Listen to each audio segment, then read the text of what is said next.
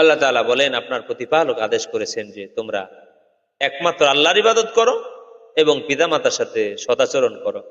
তোমাদের নিকট যদি তাদের কোনো একজন কিংবা উভয় বৃদ্ধ অবস্থায় থাকে, তবে তুমি তাদেরকে পর্যন্ত বলবে না, তাদেরকে ভৎসনা করবে না, বরং তাদের সাথে বিশেষ মর্যাদা সহকারে কথা বলবে। এই অর্ডারগুলো কার? আল্লাহ।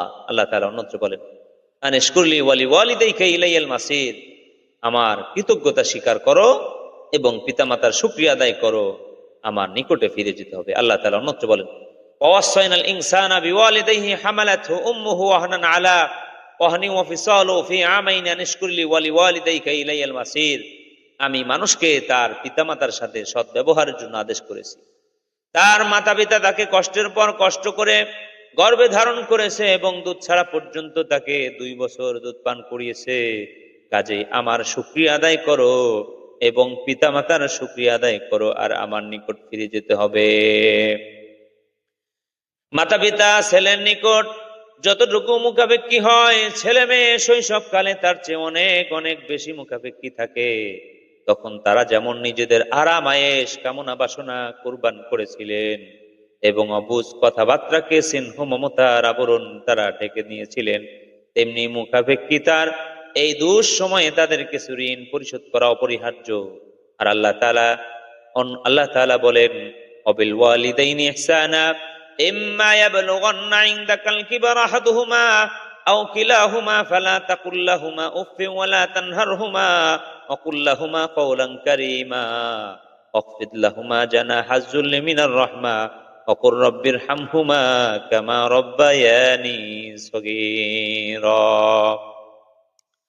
আল্লাহ সুবহানাহু ওয়া তাআলা বলেন, পিতা মাতার সাথে সৎ ব্যবহার করো। তাদের মধ্যে কেউ অথবা উভয়ে যদি তোমার জীবদ্দশায় বার্ধক্যে উপনীত হয়, তবে তাদেরকে শব্দটিও বলবে না, তাদেরকে ধমক দিও না এবং তাদের সাথে শিষ্টাচার পূর্ণ কথা বলো।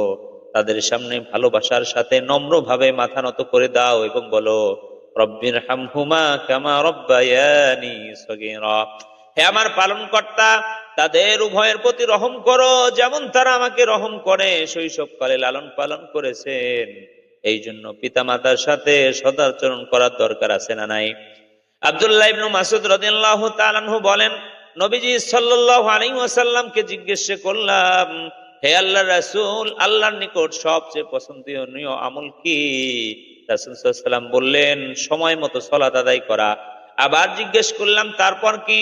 রাসূল সাল্লাল্লাহু আলাইহি ওয়াসাল্লাম বললেন, তারপর হচ্ছে পিতামাতার আনুগত্য হওয়া। আব্দুল্লাহ ইবনে আমর রাদিয়াল্লাহু তাআলা আনহু বলেন, রাসূলুল্লাহ সাল্লাল্লাহু আলাইহি ওয়াসাল্লামকে এক ব্যক্তি বললেন, আমি আল্লাহর পথে জিহাদ করব। রাসূল সাল্লাল্লাহু আলাইহি ওয়াসাল্লাম বললেন, তোমার পিতামাতা আছে কি? লোকটি বলল, হ্যাঁ আছে। রাসূল সাল্লাল্লাহু আলাইহি ওয়াসাল্লাম বললেন, তুমি এই দুইজনের ব্যাপারে জিহাদ করো, অর্থাৎ তাদের সেবা করো। পিতামাতা বেঁচে থাকা অবস্থায় আল্লাহ রাসূল সাল্লাল্লাহু আলাইহি ওয়াসাল্লাম তার সাহাবীকে জিহাদে যাওয়ার জন্য অনুমতি দিলেন না, তাদের খেদমত করার জন্য আদেশ করলেন। আব্দুল্লাহ ইবনে আমর রাদিয়াল্লাহু তাআলা আনহু বলেন, রাসূলুল্লাহ সাল্লাল্লাহু আলাইহি ওয়াসাল্লাম বলেছেন, সবচেয়ে বড় পাপ হচ্ছে মানুষ তার পিতামাতার প্রতি অভিশাপ করা। হে আল্লাহর রাসূল, মানুষ কিভাবে পিতামাতার প্রতি অভিশাপ করে? রাসূল সাল্লাল্লাহু আলাইহি ওয়াসাল্লাম বললেন, মানুষ কারো পিতাকে গালি দিলে সে তার পিতাকে গালি দেয়, কেউ কারো মাতাকে গালি দিলে সে তার মাতাকে গালি দেয়।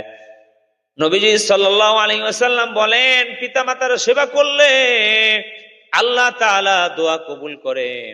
এই জন্য পিতামাতার সব সময় খেদমত করার দরকার আছে না নাই? রাসূলুল্লাহ সাল্লাল্লাহু আলাইহি ওয়াসাল্লাম বলেছেন, যে ব্যক্তি বৃদ্ধ পিতামাতাকে অথবা দুজনের একজনকে পেল অথচ তাদের সেবা করলো না, সে জান্নাত লাভ করতে পারলো না, তার নাক ধুলায় মলিন হোক। আবু বকর রাদিয়াল্লাহু তাআলা আনহু এর মেয়ে আসমা রাদিয়াল্লাহু তাআলা আনহা বলেন, আমার অমুসলিম মা আমার নিকট আসতেন। আমি জিজ্ঞেস করলাম, হে আল্লাহর রাসূল, আমার মা ইসলামের ব্যাপারে অনাগ্রহী, তিনি আমার নিকট আসেন, আমি তার সাথে কি ব্যবহার করব? রাসূল সাল্লাল্লাহু আলাইহি ওয়াসাল্লাম বললেন, হ্যাঁ, তার সাথে সৎ ব্যবহার করো।